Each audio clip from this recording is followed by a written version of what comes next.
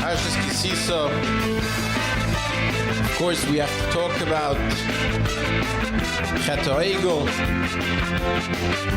Torah also tells us, continues to tell us the halachas of the Mishkan.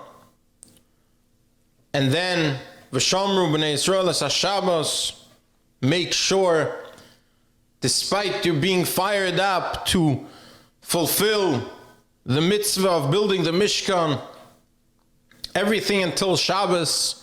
And this time when the Torah talks about Shabbos, the Torah talks about an incredible level of vayinofash, an incredible peace of mind that one must, not could potentially, but one must feel when entering Shabbos. How do we understand that? The Chet HaEgel, as soon as one starts learning the basic, the psukim with the Rashi, what an incredible thing. Klal Yisrael says, Eile Elohecha Yisrael. However, they're not denying Yitzias Mitzrayim. They're not denying in HaKadosh Baruch Hu. What is going on here? HaKadosh Baruch Hu tells Moshe Rabbeinu in Shamayim, Shiches Amcha, your nation did something wrong. Chazal tell us what does it mean, your nation. It was the Erev Rav who did this, not Klal Yisrael. At the end, when HaKadosh Baruch Hu is moichel, forgives Klal Yisrael, and is willing to give another second luchas to Klal Yisrael, he tells Moshe, you make the second luchas. Chazal tell us a mashal to a king who got engaged and had to leave for a trip. And as he went on this trip, he heard that the queen spent some time with unsavory friends and possibly did unsavory things. And he was incredibly upset. But then his friend came in and said, my dear king, you're only upset because she, in your mind, is your queen. You're engaged to be married, and you don't have the mind to investigate, to figure out if she did something wrong. Let's rip up the engagement, and then you'll be able to figure out if she did something wrong or not. And indeed, after ripping up the engagement, the king figured out that his queen did nothing wrong, and he was willing to go forward with the marriage. However, he said to his friend, my dear friend, I thank you, but now you put together the new engagement. You put together the new Tanoim. Moshe Rabbeinu was this friend who was there to interfere with the Charoin Af and to say to HaKadosh Baruch Hu, give Klal Yisrael a chance to see if they did something wrong, if your Kala, your queen, Klal Yisrael, did something wrong. But let's think for a moment, what does this mean? Chazal gave us a mashal, and in the mashal, the Kala did nothing wrong. How do we understand Chet HaEgel on the most basic level? There was once a fellow who visited Paris, and he needed to eat. So he went into a restaurant, and in the restaurant he saw a very peculiar menu. And on the menu it said, the prices here are very expensive, but tomorrow you'll eat free. So this fellow said, you know what? It looks like an interesting deal. I'm going to be here for a few days. Tomorrow I'll eat free. Today I'll pay a little more. He finishes his meal. He leaves, and he comes back the next day. As he comes back the next day and he gives his order to the waiter, all smiling that he's ready to receive his free meal, the waiter questions him, what's going on with you? And he said, what do you mean? I read on the menu, you pay more today and you get a free meal tomorrow. And yesterday I paid. So the waiter told him, you don't understand. This menu is the same every day. Every day it says, you pay more today and you'll get it free tomorrow. A person has to understand what it means to wait.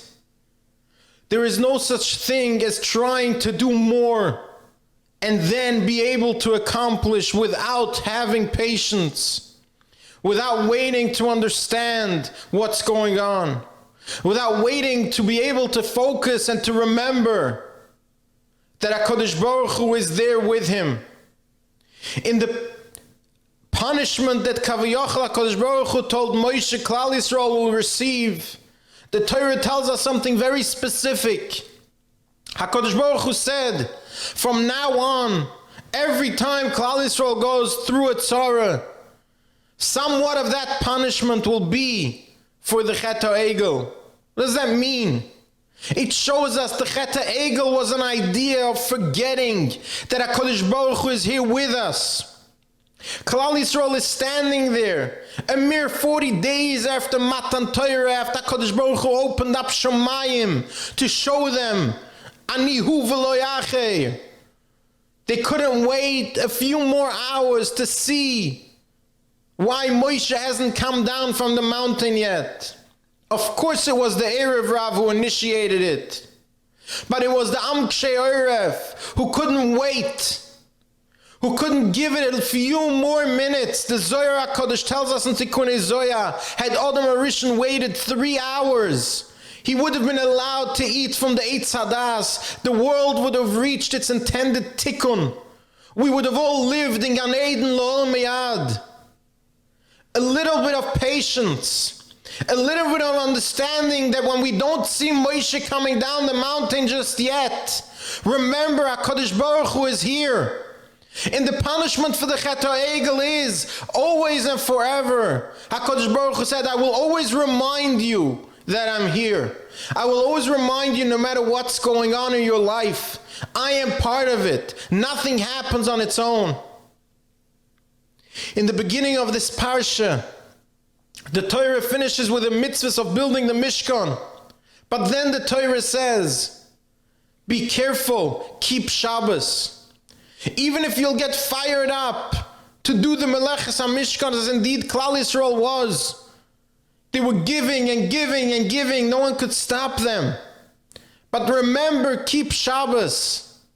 Not only that, this time when the Torah talks about Shabbos, the Torah says, Vayinofash. Rashi says, what does Vayinofash mean? Margoya, an incredible level of peace.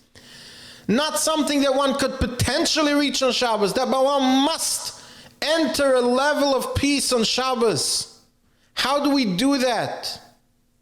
How do we reach a level that Chazal tell us, Ki'ilu kol melachtecha asuya? One should walk into Shabbos and feel and know and believe that all his problems and all his challenges and all his questions are dealt with. How do we do that? Chazal tell us the answer. What does Shabbos mean? Shabbos is Shmo Shel HaKadosh Baruch Hu. Remember, you're walking with HaKadosh Baruch Hu himself.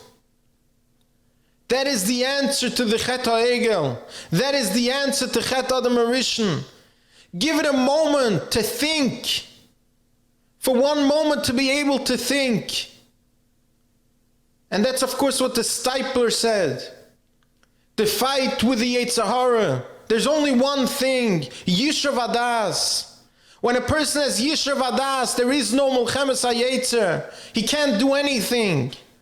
He can only get us when we're fired up, when we're not ready to wait for one moment. Wait for Moshe. Wait for HaKadosh Baruch Hu with the Eitz Hadas.